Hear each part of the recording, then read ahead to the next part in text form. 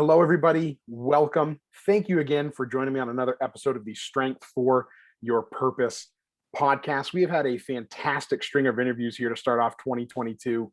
And here we are at the time you're hearing this in mid to end of February. Can you believe it? We're already there as you're listening to this. So I hope you were prepared for it. I felt like I wasn't, but here we are. 2022 is rolling along, and I hope you've been finding incredible value out of this string of interviews that we've been having here. And we're keeping that ball rolling today.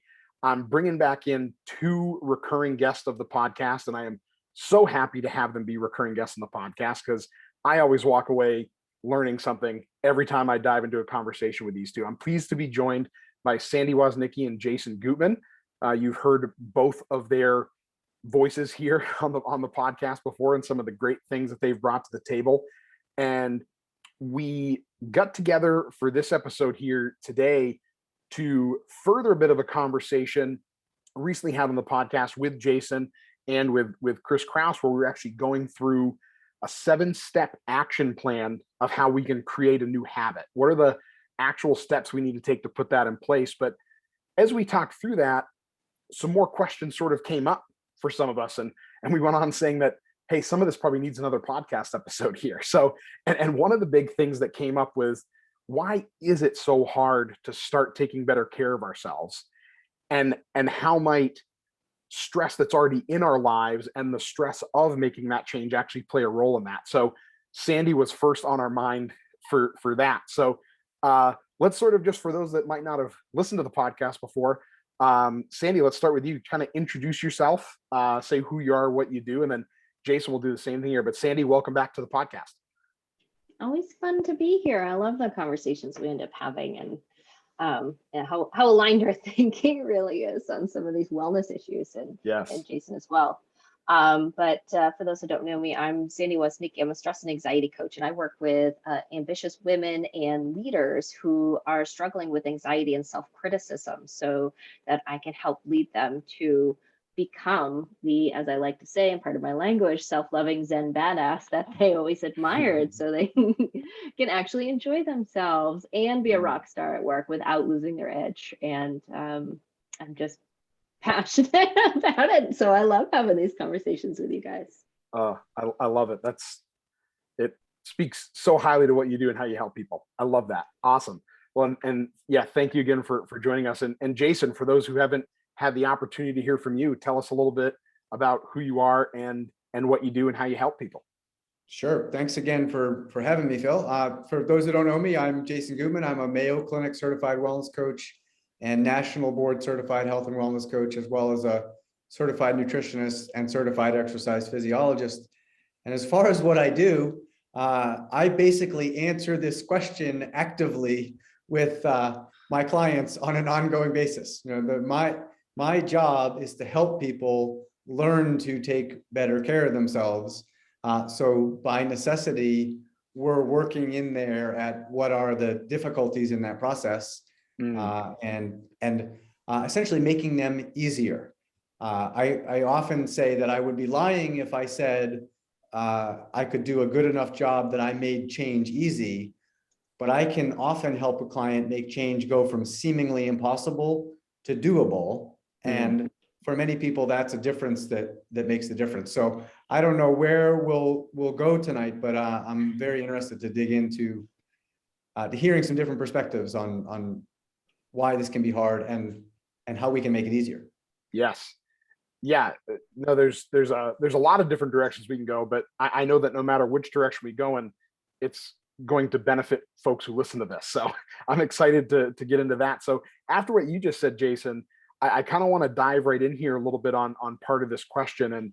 And again, a big part of having Sandy in on this part of the topic is the stress aspect of it. So let's kind of start there. Sandy, in your experience, when people are trying to make a change to take better care of themselves, how does stress in their life affect them in that when they don't have great ways to handle it? And how can that then be a barrier for them to start taking better care of themselves? Yeah, I think, maybe just start with a the difference between stress and anxiety for just a quick second, because stress is, it's, part of life, right? Sometimes things are just stressful, right? You're running late for something important, you're going to feel stressed, right? Or you're pushing yourself outside your comfort zone, or, or your resilience reserves, as I like to call them, are low. So your energy's low. You don't have enough food in you, not enough sleep backed up, or hormonal shifts where you're just emotionally exhausted, right? The tank is running low, and then you don't have the reserves to be able to respond to things. Anxiety is a more pervasive and more constant, coming up more often. A lot of it stemming, if not all of it stemming, from these beliefs that we hold about ourselves of not being good enough, or that I need to be in control, or everything's going to fall apart, or I'm defective in some way, I'm not lovable, like all of these different ideas that we hold about ourselves, leading to this negative self-talk constantly, right? That heavy self-criticism, and constant worry about the future or regret about the past, holding on to things, needing to control things. And that's something that just shows up over and over and over again, and that could lead to that burnout. So stress is more occasional, right? And we're all going to occasionally feel stressed. But I think what we're talking about here, people who've been dealing with, say, chronic stress or anxiety, right? Something that it's kind of built up over time. So, when you think about that definition and realizing that, it's kind of a way of thinking that leads to chronic stress and anxiety, that can lead to, for one thing, we can go back to the resilience reserves, right? As something that I talk about with my clients, is to understand, one, what state is my nervous system in right now? Am I in my zone of control, where I can remain calm, confident, curious, compassionate, right, connected to people?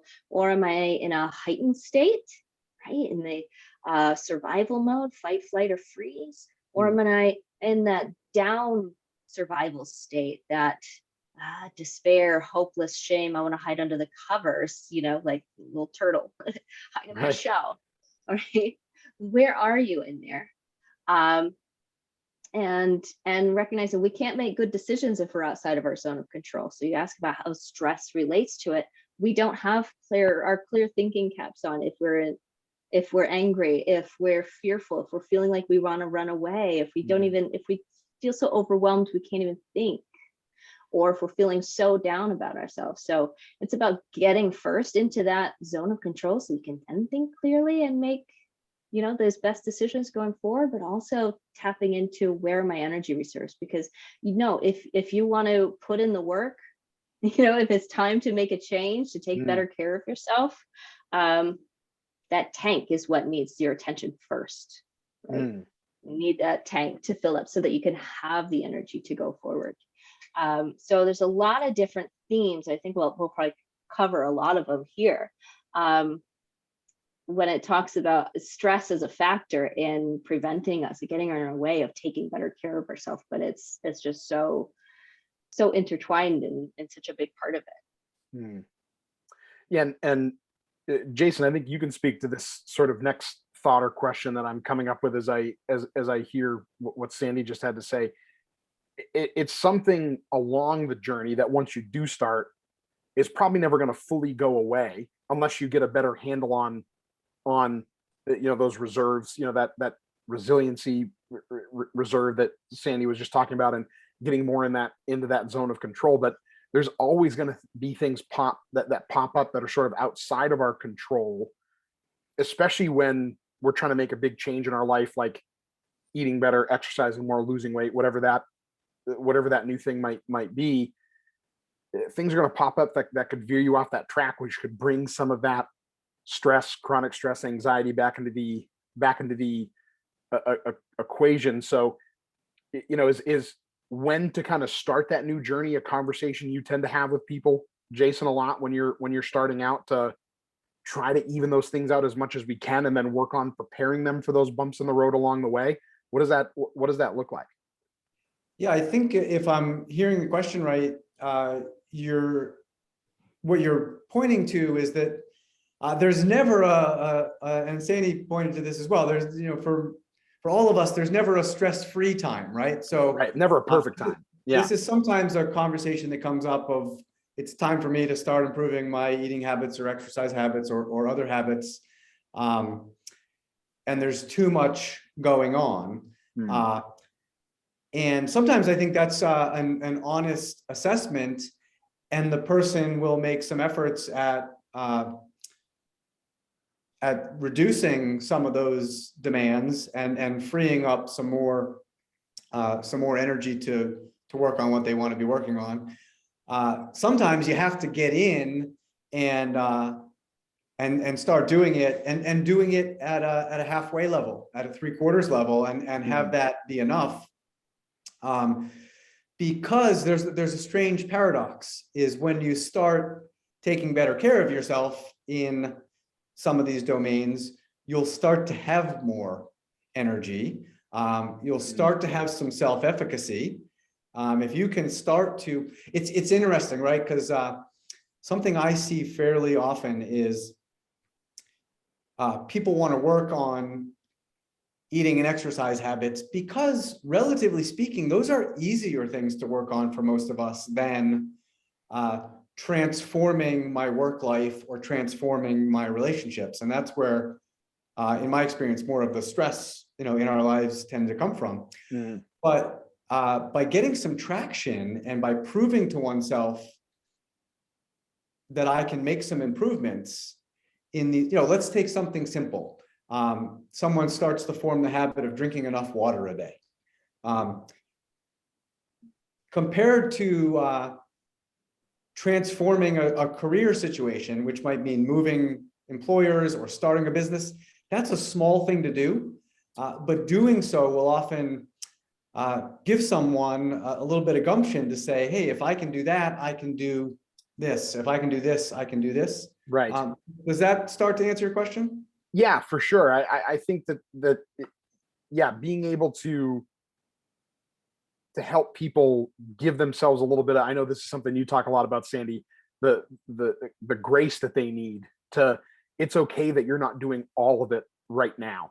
It's maybe some other cliches, like it's a marathon, not a sprint, right? We can't expect to be reaching those goals right away.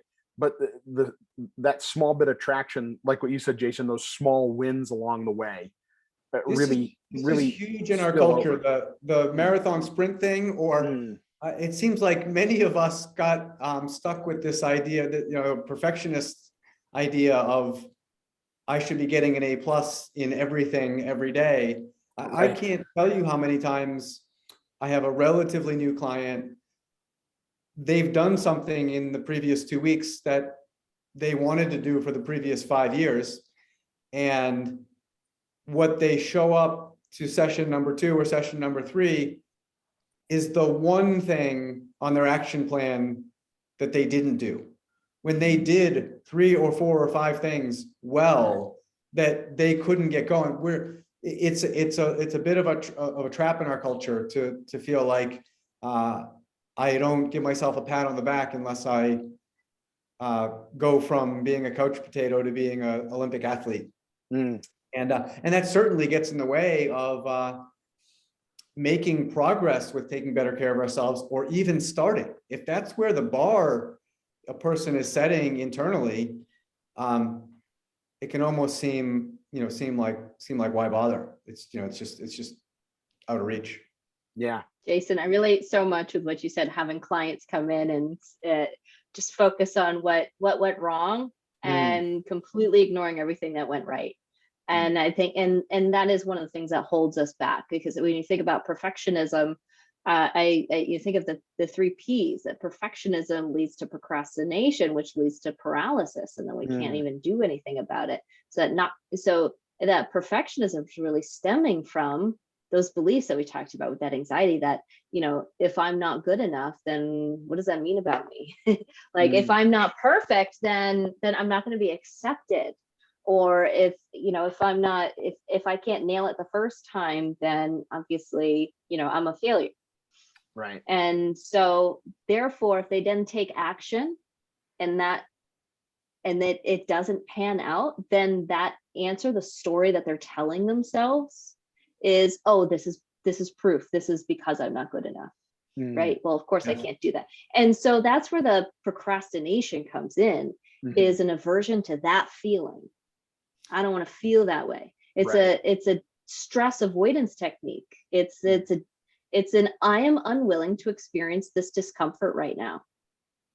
And we do that with because it's uncomfortable to stretch ourselves outside of our comfort zone, to take better care of ourselves. And I love how each of us kind of covers a different way of taking care of yourselves. Like Jason, you're talking about like drinking more water and those healthier habits of getting in that exercise, eating the right things, taking care of yourself holistically, physically.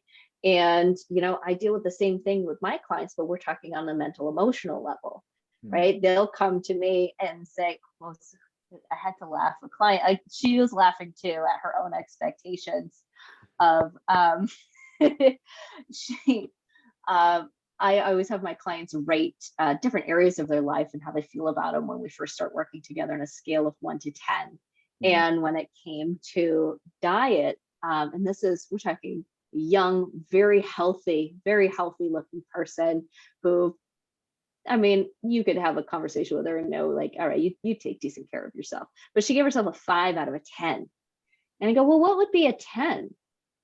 And she says, well, there's definitely more I could be doing. You look at like the Tom Brady diet and never eating any of this and only eating that. And I go, so the only way you could ever think of your nutrition as a 10 out of a 10 is if you are eating like the greatest of all time quarterback.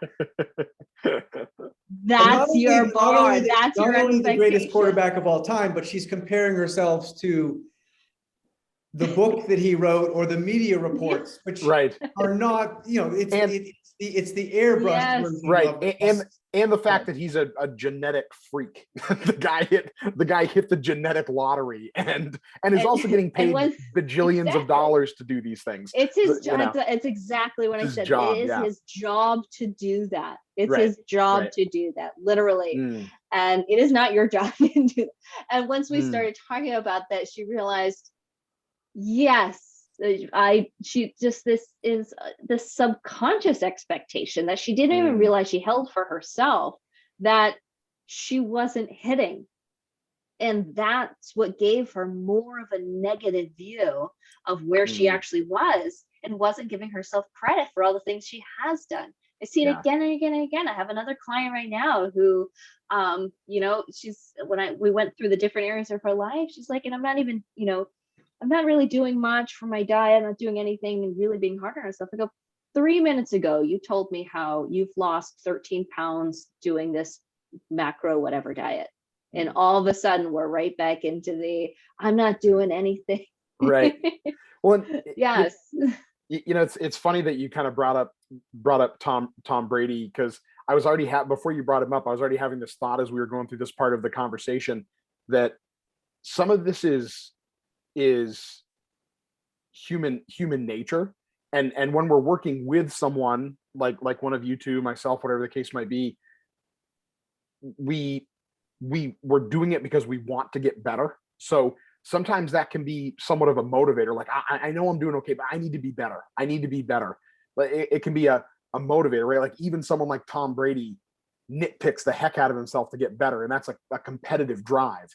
But sometimes it can be a deterrent for us a little bit, I think. And that's when it gets tough.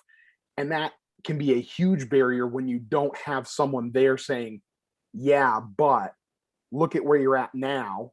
Look at, in my case, actually, I was just talking with a client today. We're working on something that's been going on for a very, very, very long time. And there really hasn't been a ton of consistency on doing all of the right things at the right time to be working on it. So we're talking something that's taken years, maybe a decade or more to develop, that we've only been working on for 4-ish weeks. And little frustration sets in that I feel like I'm working hard and I'm doing more than I ever have been, but some of this is still happening. Some of that is still happening. It's like, well, yeah, but how many years did it take you to do this? And you're doing something about it now, right? And we see little bits of improvement here, but we need to continue to make some of these changes to gain more of that traction, right? Like we were talking about. So it really, to me, it really comes down to having a little bit of that competitiveness with yourself can certainly be a good thing, as long as it's not so much that it's holding you back, pulling you down, not letting you see what progress you have made, albeit maybe a little bit compared to where you want to be, and have it be a healthy thing that continues to motivate you, but doesn't deter you from the fact that you are working hard. Good for you. You have made this progress. And yeah, maybe you want to do more, but we don't have to beat ourselves up over that, over that factor, and actually using it as motivation, not as a deterrent. Yeah, there's motivating self-talk and there's demotivating self-talk, right? It's so many of us feel like in order to push ourselves to hit our goals, like we have to be the sadistic drill sergeant, like tearing us down. Oh, you're such an idiot, you're never going to do this, or you look like crap, or whatever, terrible things could be spewed. It is a style of motivation. Some people thrive on it. They're miserable at the same time, but their priorities are, success and drive and going forward. And if it works for them and they're fine with it, then that's great. But so many of us are just exhausted and deflated and just on edge because of that demotivating self-talk. It's there for a good reason. It's trying to either help us get better or to help keep us safe. It's just a really not great strategy. It's a strategy, but it's not a great one. But you can still do exactly what you said, which is this competition with yourself and using that motivating self-talk, stepping into, say, like your inner cheerleader voice, right? There's cheerleaders on the sideline of that football game. There aren't critics heckling to motivate the team. It's cheerleaders there to help motivate the team, right? It's like, you're doing great, not you suck, do better. Right. There's different ways to cheer ourselves on through that being competitive with ourselves viewpoint. Yeah. Briefly, I'll share. There's some research. I won't go too. I'll give a succinct summary. Both of you might be familiar with Kristen Neff. She has a popular TED Talk and at least one popular book. And underneath her book and her TED Talk is a lot of research that she has done herself or has been done in her lab. And this is the way I remember this. The way I could summarize this is, she's tangibly studied, is it more motivating to be harshly critical of yourself or to be what we might call like encouraging of yourself? And, it's a social, it's social science, obviously. So this is measured through questionnaires. You can see where this is going. Her research shows that it's more motivating, at least over a long time horizon, to be encouraging to yourself. The way I often talk about this with a client who I perceive to be hard on him or herself is, imagine you're a kid and you're learning something like playing the piano, and every time you have a piano lesson, your parent or your piano teacher only points out what you did wrong, despite the fact that you're doing lots and you're learning quickly. We mistakenly in our culture think that here's the way I think, I don't think I can say it doesn't work, but here's what I think. For every pro musician that makes, it makes 1,000 kids that will never pick up a piece of music after age 13 or 14. Like, not only does it not work, it completely turns them off of the experience. And our culture so worships fame that we say, well, that's how that famous figure, her parents were really, really, really hard on her, but nobody's looking in their assessment of the situation at the hundreds or thousands of girls that became women who can't even put on skates recreationally because they're so burnt out on that sort of drill sergeant approach. Does that make sense? Yeah, they were never taught self-compassion. That's what Kristen Neff teaches us is the art of self-compassion. And the way most of my clients come to me because they want to feel confident. That's the piece that's missing. They feel like they have low self-esteem. They want to find their confidence. They want to find their power. And I always tell them confidence requires humility. It requires, because confidence without humility is arrogance. Right. So confidence requires humility. And a lot of times we think we're humble, but then we can't take criticism or we can't accept praise. Humility requires self-compassion, because humility without self-compassion is just self-admonishment, self-flagellation. It is, that's your inner critic, because you can't, without compassion for yourself, say, I failed at this, I made a mistake, I didn't do the right thing here, then you're going to be highly critical of yourself. That means that I'm not good enough. That means I'm a failure. That means I should just give up right now. You need the self-compassion piece to say, yeah, I messed up, and that totally sucks. But you know what? I can solve it doing this. I can make amends doing that. And I know how I can use this to make me be better.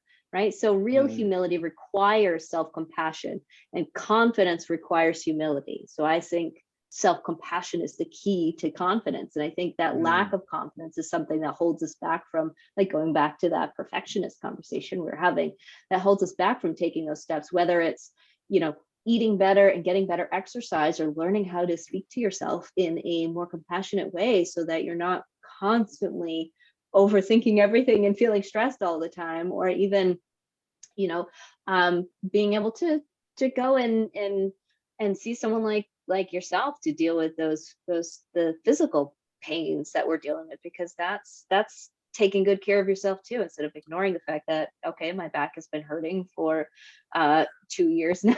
Right. Yeah. And yeah, as you both said that, and I loved how this kind of tied in to this thought that popped up for me. I recently heard of this study, and I'm going to forget who, like, what organization or who put it out now, but there was a study done in children. So this speaks to not only teaching some of the self-compassion lessons, but also the empowerment from others around you of what you're capable of, and instilling good habits in you at a young age. So I believe it was a group of third graders, and they took a math test, a third grade level math test. And there was a group of kids that when they did well on the test, they told them, "You're so smart. Wow, Sandy, Jason, you are so smart. You did so well on this math test. Awesome job. Great job." The other group was told, "Hey, I can tell you worked really hard to learn this stuff and do well on this test. Great job." They then, a week or so later, however long it was, gave them a fifth grade level math test.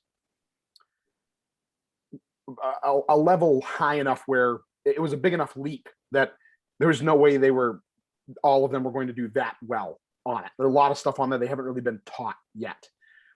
What they found was the group that was told "you are so smart" gave up much, much faster on the harder math test than the group that was told "you worked really hard and you did a good job." So I think that kind of speaks to what you were just talking about, giving ourselves some self-compassion. And some of that can certainly come from the people around us that are helping us or not helping us on that journey, and providing some encouragement and some empowerment of that hard work that you might be putting in, and pushing that along. And I think, teaching that can certainly start at a young age. So things that shaped us when we were younger are certainly going to affect this as we move forward in life as well, and play a role on how successful we might be at starting something like trying to better our health. Yeah, I think the deep lesson in there is that acceptance from other people, unconditional acceptance from other people, and unconditional acceptance of ourselves is extremely motivating.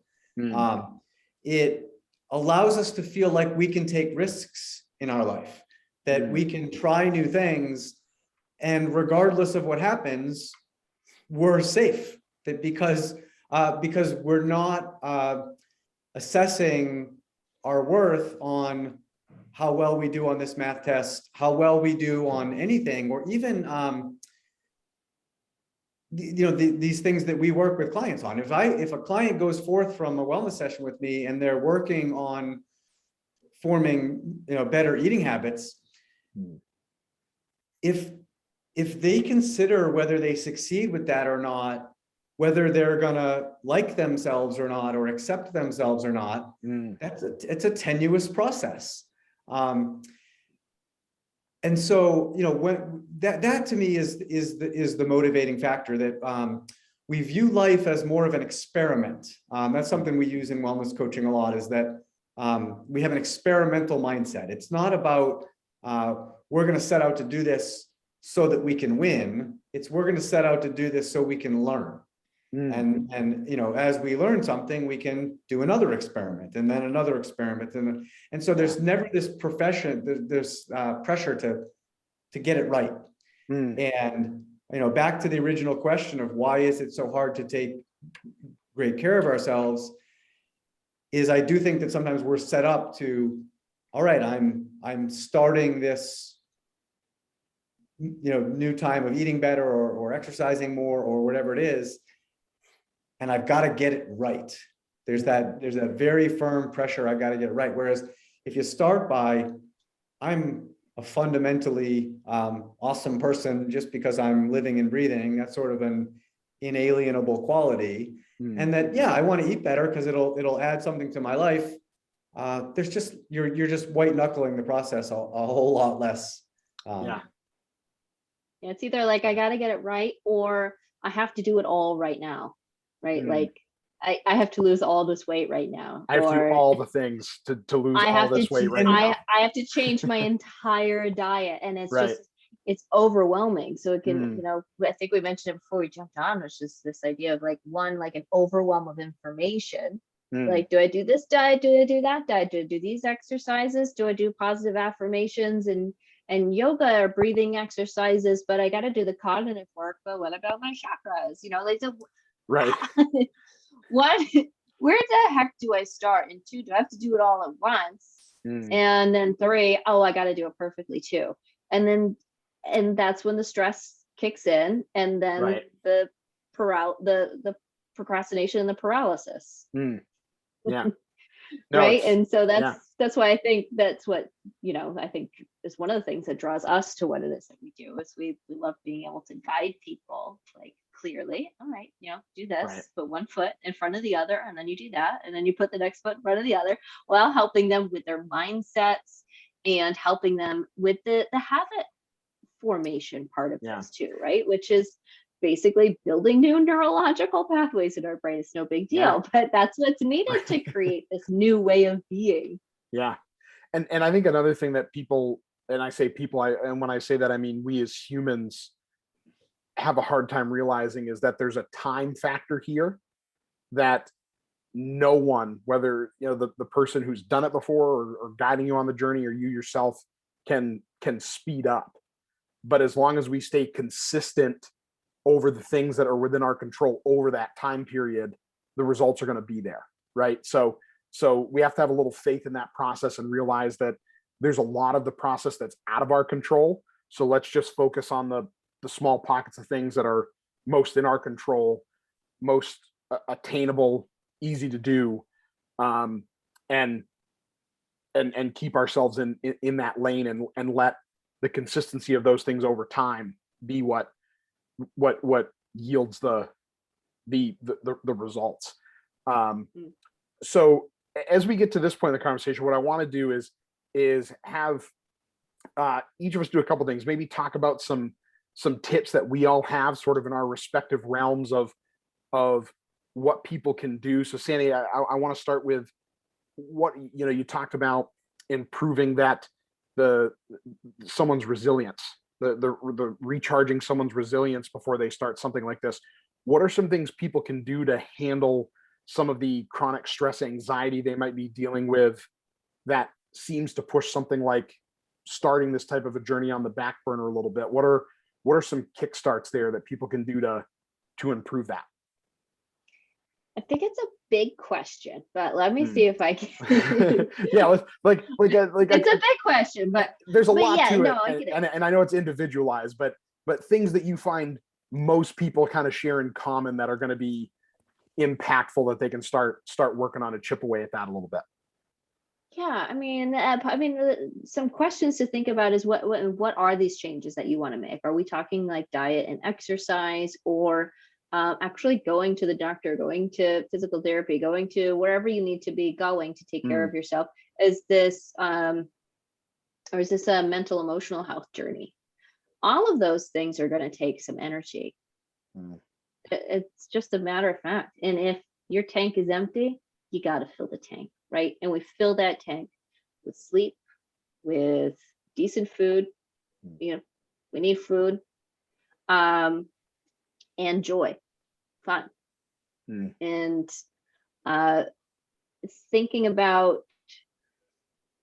you know, I mean, it's intertwined with the habit creation. Just learning to pay attention to how full my tank is. That's a step in the right direction. Okay, my tank's not full. Don't engage in difficult conversations when your tank is empty, right? Yeah. Don't make major decisions when your tank is empty. And don't start a whole new diet every single meal of every single day for now in the next, I don't know how many months, if your tank is empty, right? Do one thing. Do one thing, one foot in front of the other, just one thing. Think about what is zapping me of my energy, what drains my tank, and what are the smallest little levers, the easiest levers, the lowest hanging fruit that I can pull to fill that tank a little bit more, right? Yeah. Do what we're capable of doing at that time, and make it easy on ourselves as easy on ourselves as possible to do it. Yeah. Great advice. So Jason, my mind, as Sandy was talking about that, and as we've gone through the conversation here, another aspect of this beyond starting is there might be some people out there, and this is actually a great time point in the year to be talking about this, that maybe were fairly successful getting off the ground with some of the changes they've been making, but are starting to stall out a little bit. Maybe they're hitting a plateau. Maybe they're something in life, one of those life stressors, sort of an out of our control situation, comes in and throws a wrench into their ability to exercise as frequently as they were, or something like that. So when you're working with someone and some of those things inevitably pop up, because they're going to for everybody, what are some sort of strategies you help people with to sustain that habit that they had some success starting, but are having some trouble sort of in the meat of it, to keep it going? The best one that comes to mind, the best overarching strategy, is to be continually cultivating a support system.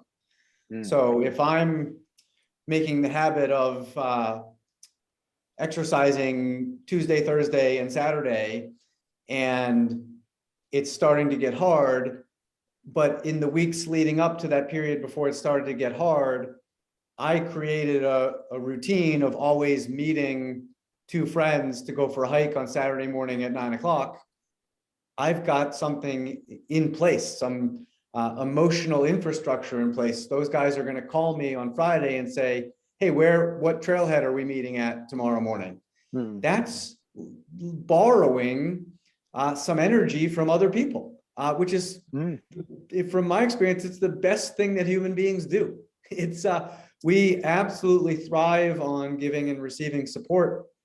And unfortunately, our culture has a bit of a stubborn independence streak to it, and we think we need to do things by ourselves. So something I do with every client, I am their primary support system when they're getting started, but because I'm working with them to set them up for sustainable behavior improvements, I'm asking them every step of the way, who can help you with this habit that you're working on? Who can help you with this habit you're working on? It can be life partner, it can be kids, it can be a friend, it can be another professional in a certain domain. But that's what we do for each other. Is when I'm tired, you've got some energy. When you're tired, I've got some energy. And that's a way to keep these habits from, one way to keep these habits from crumbling when there are forces that are threatening to crumble them. Yeah.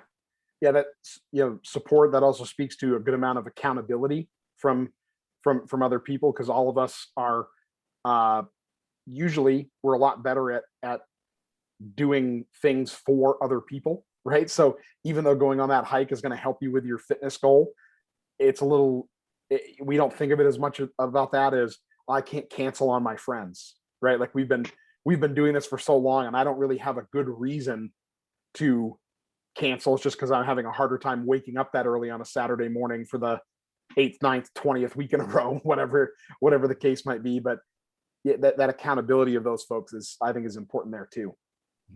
We tend to show up more for other people than we do for ourselves, i.e. our job, our family, whatever the case might be. So, and sometimes that can be helpful, right? Sometimes that can be detrimental. Sandy, there's another podcast we could talk about showing up for ourselves versus showing up for other people.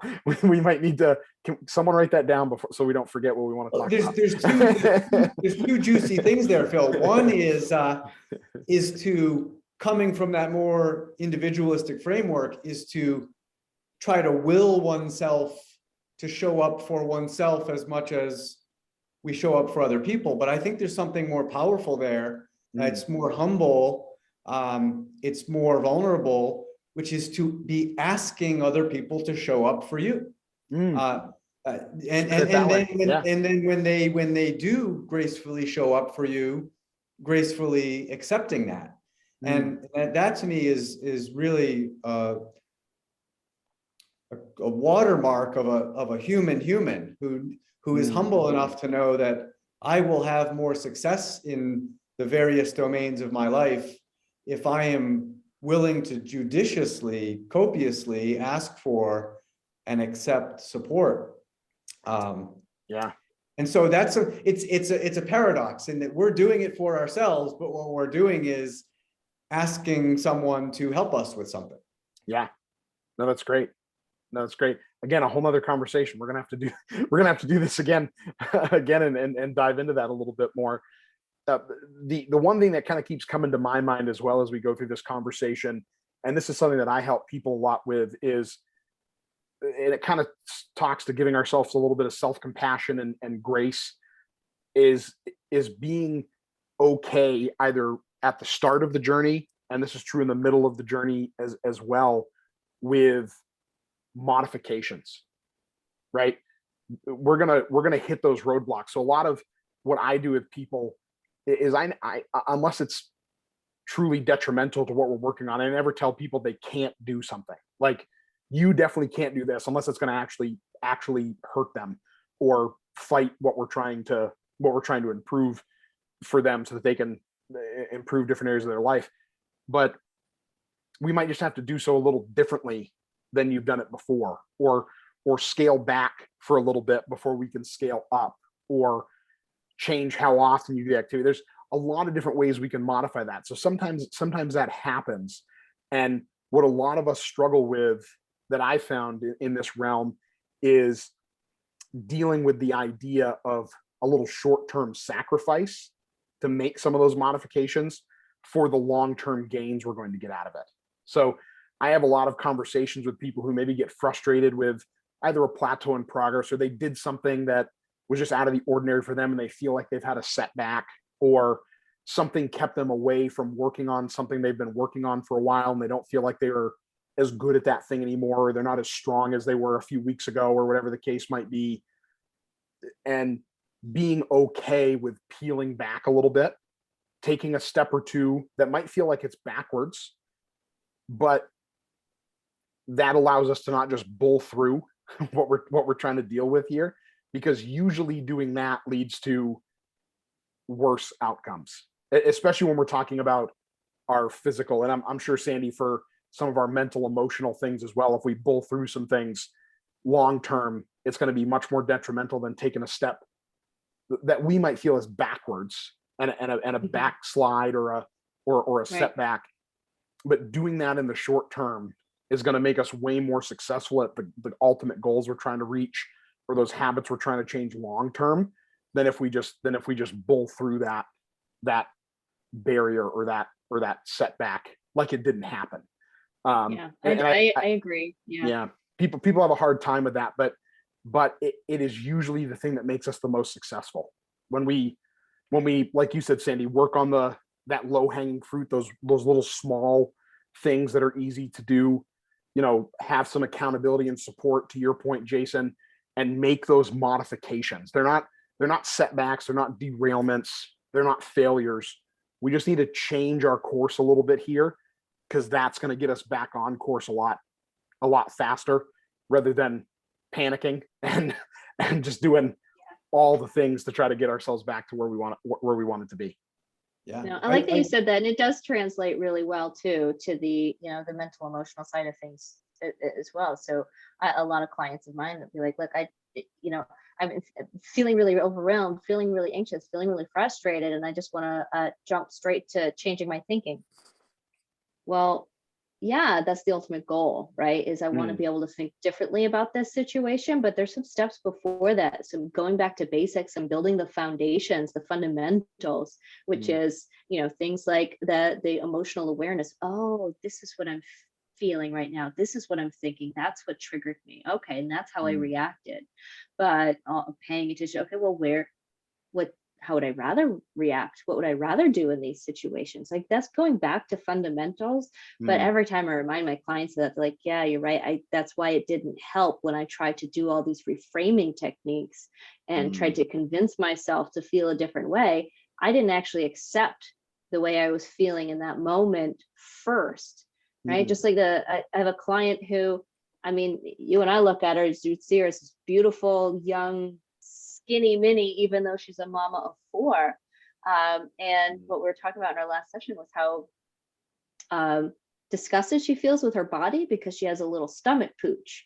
Now, I would think, it's a little stomach pooch. To her, she's been a skinny mini her whole life, so it feels really big. So she looks in the mirror at that and the cellulite on her thighs, and she says, I'm disgusting. I feel gross. I feel fat. And that's what we want to work on through that. And we don't have to disregard that that's how you feel in that moment. So many of us, we get so hung up in that I hate my body, or we start to think I have to be hard on myself and hate my body in order to motivate me, in order to fix the problem. As we mentioned, that doesn't really help very well. Right. But where we landed with a tool for her, and this is something that if anybody here is listening and does I want to take care of myself, but I feel so fat, I feel so disgusted, and I feel so demotivated by that. Is to acknowledge it and look forward, to say, even though I feel fat when I look in the mirror, right? Acknowledge it, don't run away from it. Even though I feel fat when I look in the mirror, I choose to love and support myself, and I'm excited to hit my goals in the future, right? Just bringing in the positivity to that critical piece, because you're not going to just snap your fingers and stop thinking, these terrible things about yourself. It's that process. It's part of the habit formation we're kind of talking about too. Is even that positivity, that self-compassion is a new habit that you need to create. So sticking on top of that, but you can't just ignore the fact that, you look in the mirror and there's something you don't like. It's also because you're looking in the mirror and you're asking the question, what's wrong here? What's wrong with me? As opposed to looking in the mirror and saying, what's right? What do I like here? Right. But, you can acknowledge it and love and support yourself. Yeah, definitely.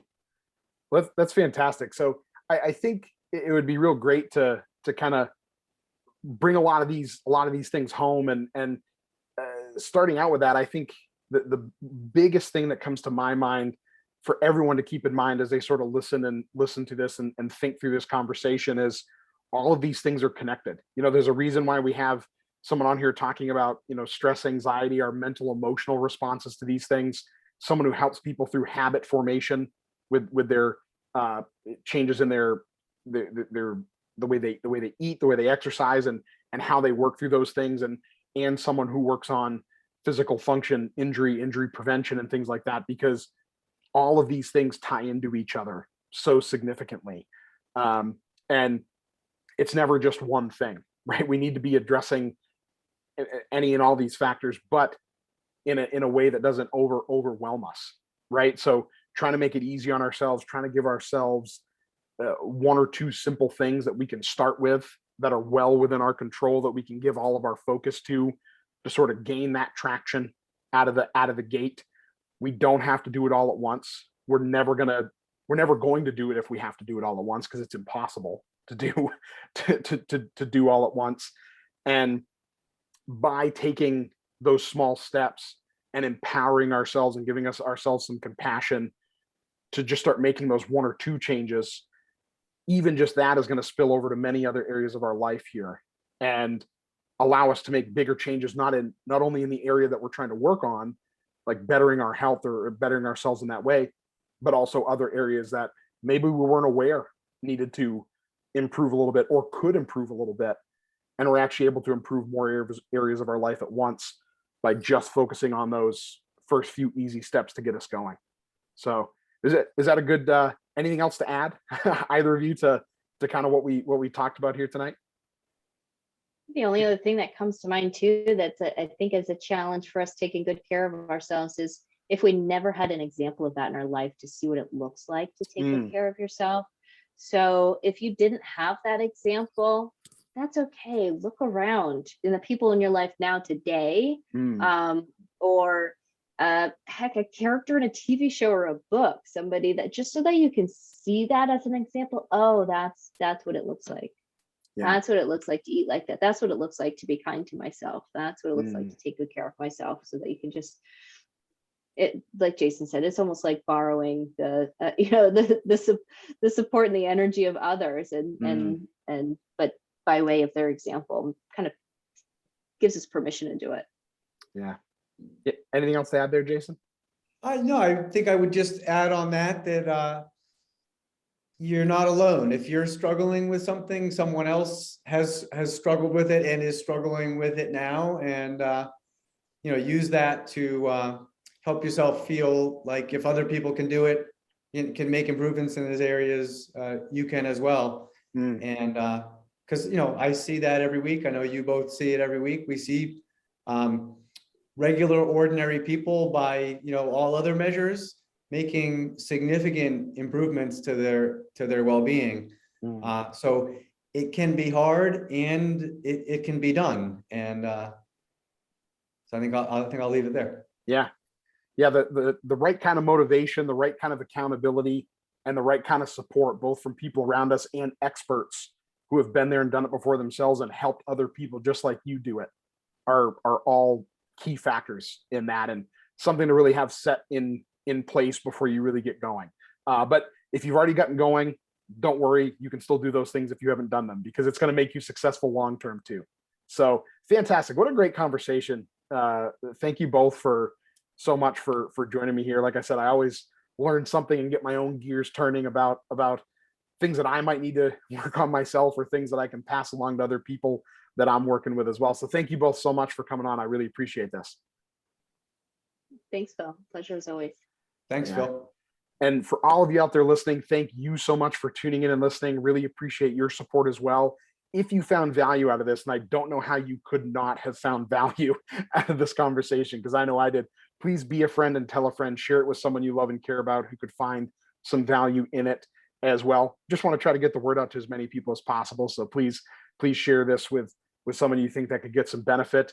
And really excited for more of these great interviews coming up. So stay tuned here for the future episodes here, dropping once a week on Wednesdays, wherever you enjoy your podcasts of the Strength for Your Purpose podcast. Thanks, everybody. Go make it a great week.